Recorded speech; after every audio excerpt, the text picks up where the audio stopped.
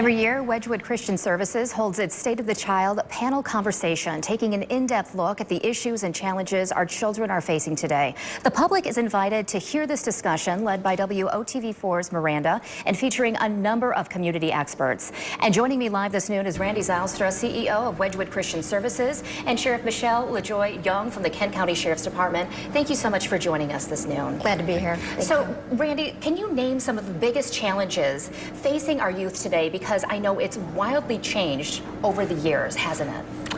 It does and it doesn't change. Relationships are always a big challenge. Substance use is a challenge. We now have some new challenges with new marijuana laws, with vaping that we never had before, with opioid addiction it has been out of hand for a long time. And we have social media challenges, exploitation and mean-spirited attacks and those sorts of things to deal with. So, Sheriff, that sounds like it falls right in line with the kind of crimes that we're seeing our youngest offenders commit here in the county. Absolutely. We deal with a lot of things that are status related. So if you're underage and you're drinking, or underage and using marijuana, or even nicotine, those can be really big problems, and they can lead to a lot of issues later on in life. Cyberbullying is a new legislation that just passed, and so that's been a long-term problem, but we have some new tools now to help work through that.